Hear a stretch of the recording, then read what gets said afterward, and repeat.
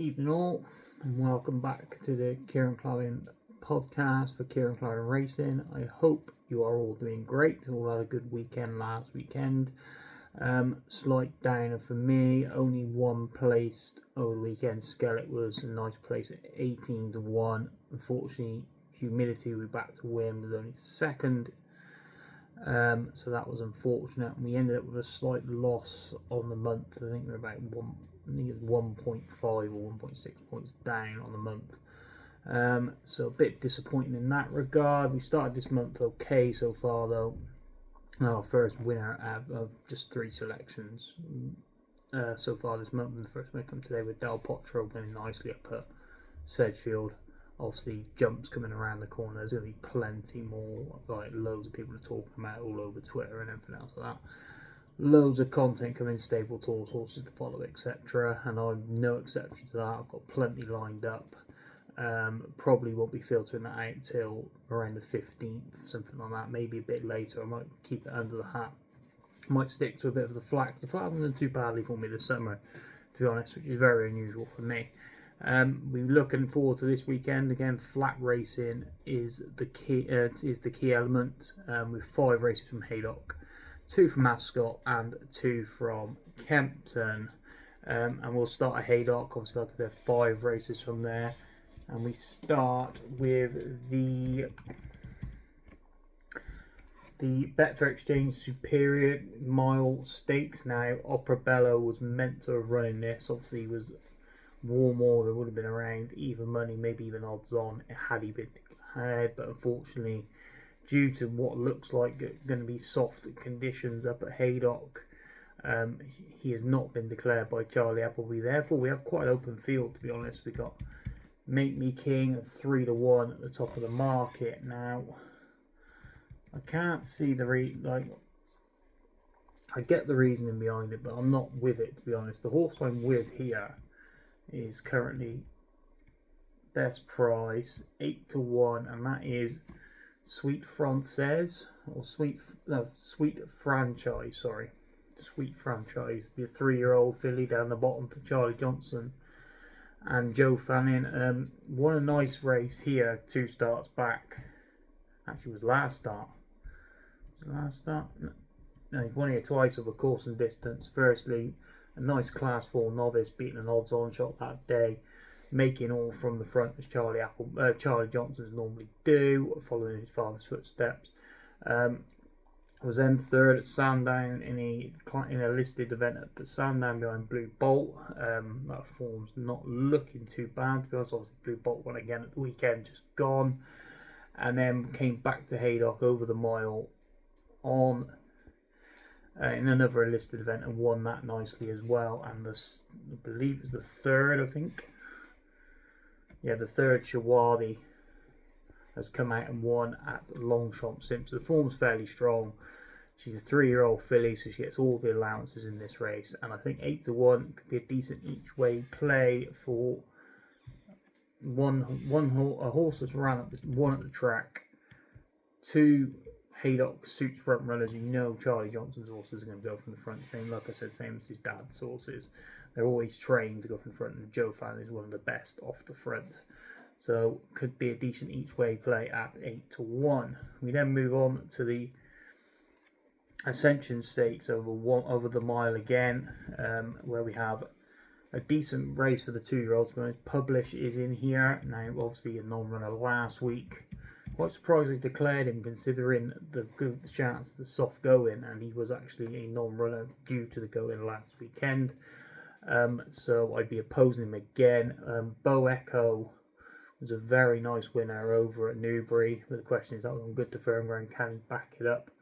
The one I'm going to take a chance on, again, I think this is turning into a bit of a theme, is the filly down the bottom, and that is Midnight Tango of Ed Walker's. Kieran Schumacher on board. Currently best price, unbelievably, you can get around 10. You can get 10 to 1 with one firm, but she's mainly 8 to 1 in places, and she's done nothing wrong, to be honest. Like, the form isn't horrific.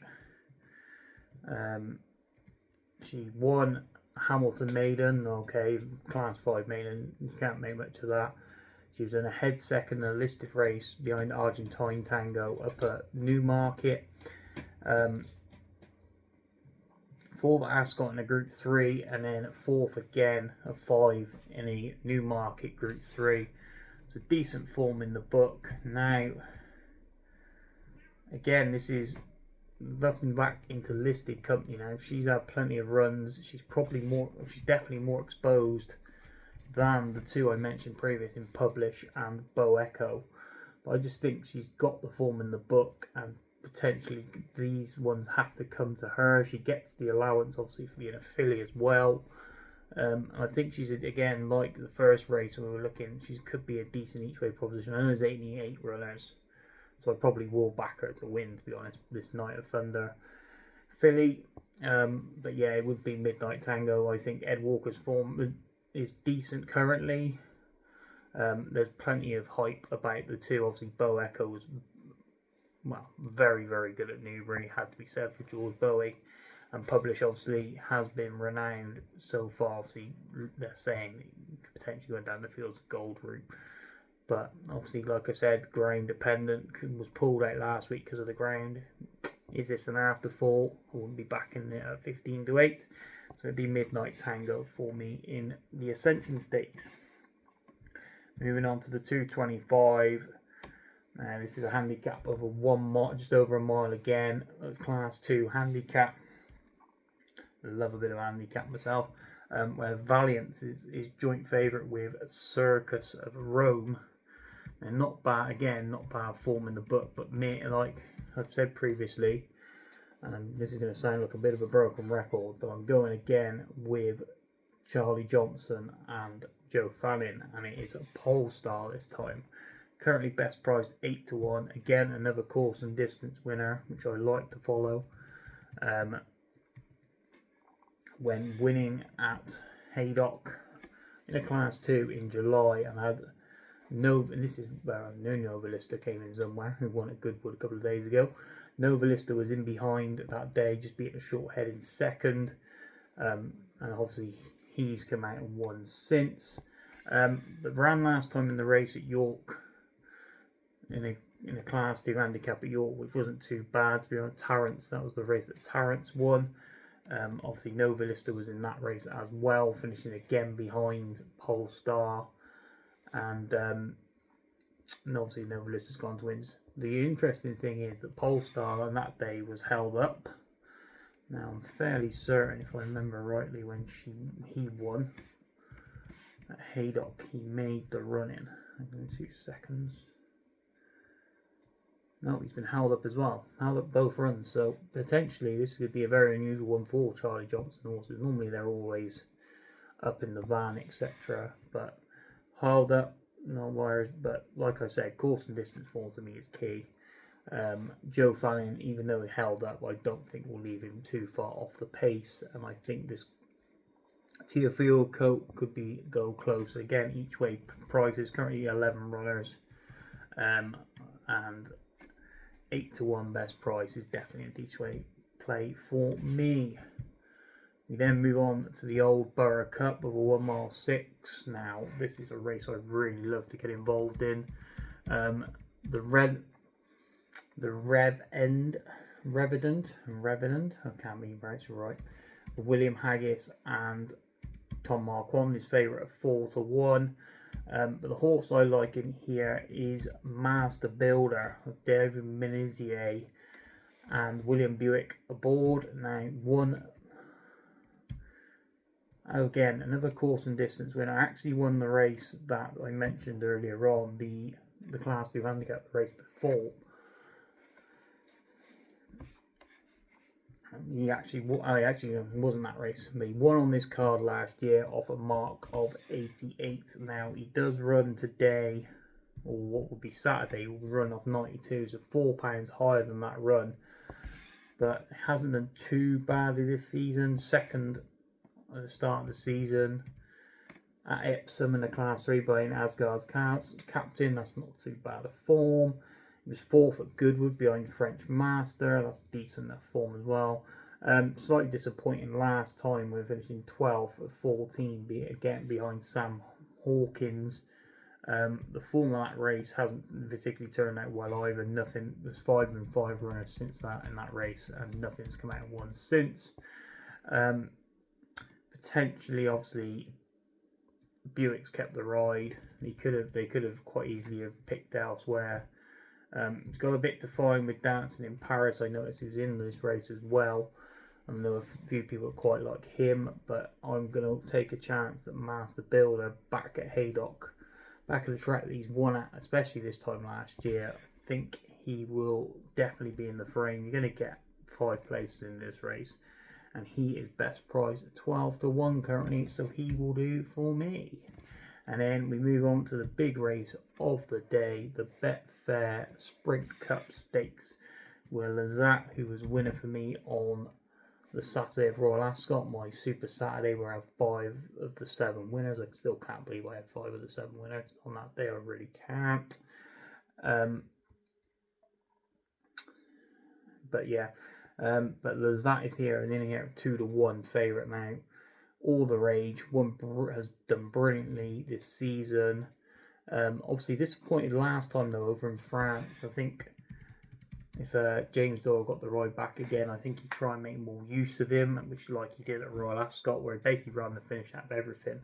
The one I've quite taken a liking to in this race though, and I can't believe the price of it, to be honest, and it's Inisherin of Kevin Ryan's. Tommy Eves will take the ride.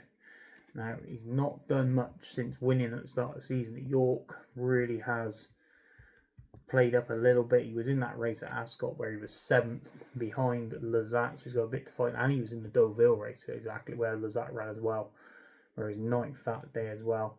But won a Group 2 here last year, in May last year on soft ground. Now, like I said earlier in the video, the chances are that we've had plenty of rain. It's raining here, there and everywhere, thunderstorms around.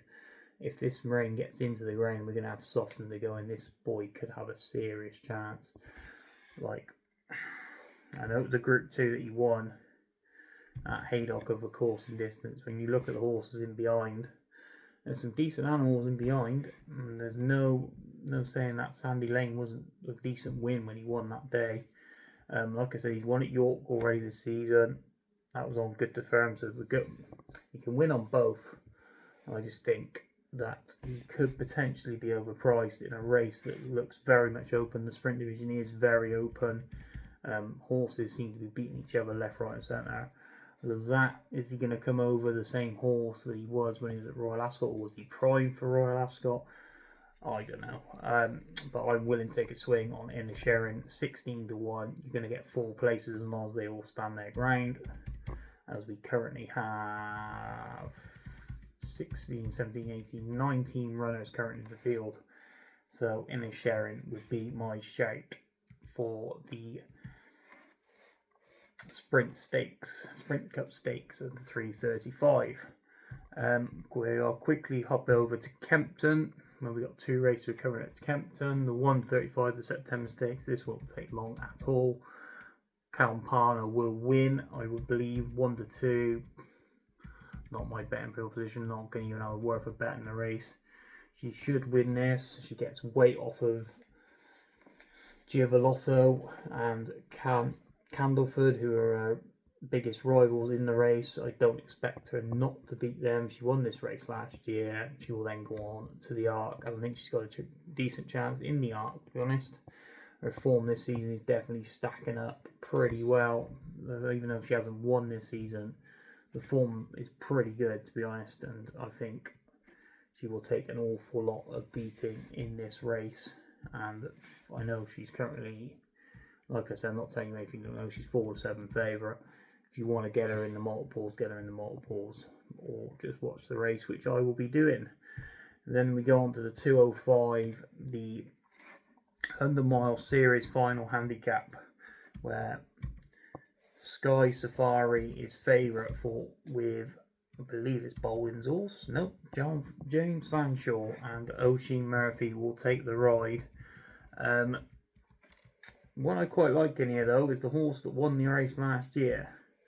So I always like horses that win the race last year and come back, and that is Whitcomb Rockstar of Kieran Burks, and I just think he has got a great chance, to be honest. He won this race last year.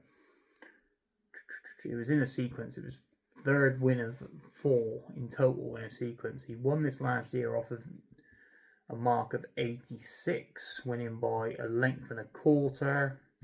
He's now running off of 94, so £8 higher, but no issues whatsoever. Like, the form figures this year are absolutely terrible. Like 3 duck eggs and a 7 so far this season. Not done anything whatsoever. But the key factor to this is now comes back not only, well, it's at the same grade, grass too, but now goes back on the all-weather surface back at Kempton, which he thrived on last year. Like I said, 3 of those 4 wins all came at Kempton. Then running a listed race at Kempton at the back end of last year, where he was 7th and 9. So this horse absolutely loves Kempton, and I would not put it against him going back to back, to be honest. And he is currently priced at a massive, you can get 18 to 1, but currently you can have 14s, 16s are available. You're going to get 4 place on the day. Won the race last year. Josephine Gordon again in the saddle.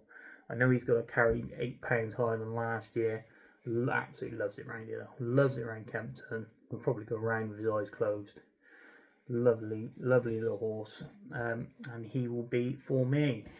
We'll then quickly skip over to Ascot, where we have 2 races from Ascot to cover.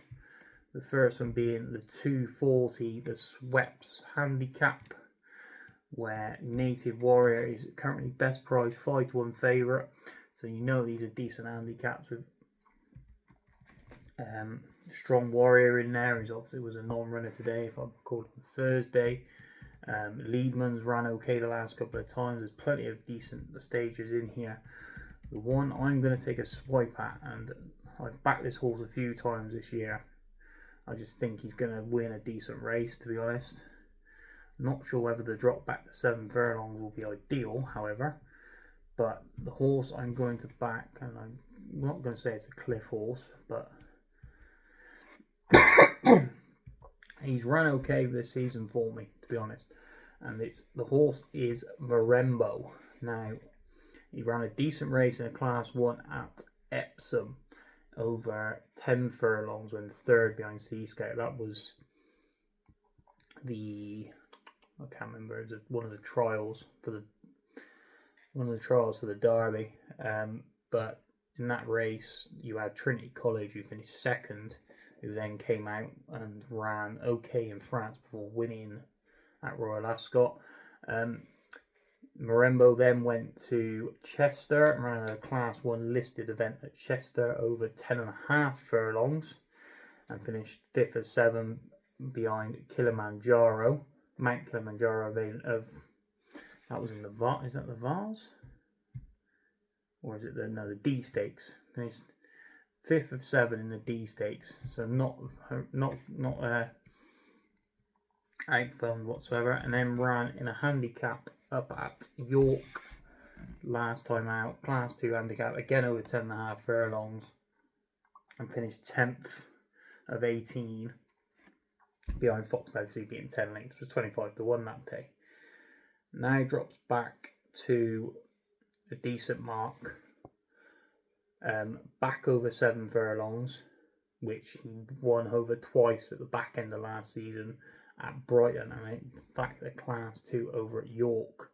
So has form both on soft ground and over the course, and I think he is massively overpriced. Clearly the step up in trip didn't work. So dropping back to 7 furlongs on soft to the ground, I think this horse is a massive player, and I think he's a massive price, to be honest. In a decent deep handicap, he's a massive price. Like, you're getting you can get 28s, 25s on average. I think he'll outrun those odds for definite. He's 5 places in this race. He's a winner at the dropping back to 7 furlongs, which will suit him better. He's on softer ground.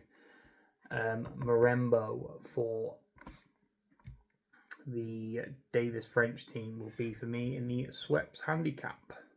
And then the 315, the last race we're going to colour, the Silent Pool Gin Handicap, another Class 2 handicap, where Push the Limit is 2-1 favourite for Rafe Beckett. You have Tennessee in here, Rogue Millions, who has been tipped up in places to go jumping next year. I'm going to give, again, I'm very much one that gives chances to horses, and I don't know why I keep giving chances to horses, because I will learn eventually. I should be back in Tenable because of the course and distance form. I should be. That should be where I should be going. Won the last 3. That's where I should be going. But the horse this horse I thought was a ledger horse at the start of the season, so I'm going to have to back him in a handicap at Ascot, in a Class 2 handicap. And the horse is Nightwalker of John Gosden's. Luke Catalan will take the ride, claiming £3 off. Now this horse this season has ran in a listed race at Newmarket, where he's third, a decent third behind Almac. He then went to the Dante and finished 5th in the Dante behind Prince of Arras. Ran the Derby and finished 12th behind Lambourne. Then went back to Ascot in a Group 2 in the Royal Meeting and finished behind Amlock. He was 6th for 9 that day. And then ran at Windsor in a 4-horse race at Windsor, where he's 3rd of 4 behind the Arabian Crown. He went 2nd favourite that day. This horse has so much potential, it's unreal. Like, his only win was over a 7 furlong maiden, and now he's up at 1 mile 3. I really think the further this course goes, the better he's going to be. I just can't believe that he can't be winning this race. I really can't. And the price is even bigger. Like, he's ridiculously priced. He's 12-1. Like, he goes and wins at 12-1, I'll be kicking myself that I haven't backed him. So I will back in Nightwalker in this handicap, because I just think, I know he's got to give away to everything, despite having the £3 claimer on board.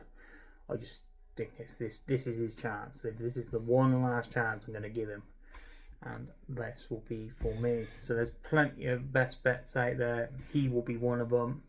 I like the look of Marembo as well. The 2 races at Ascot, I really like the look of these 2.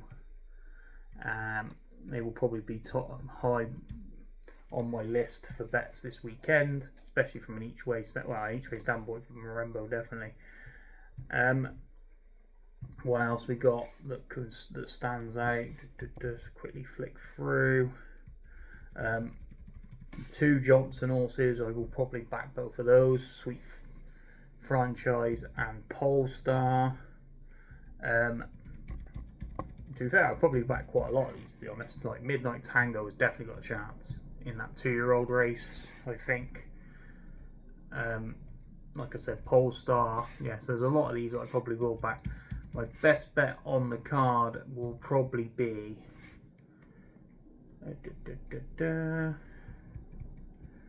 I'm going to say my best bet is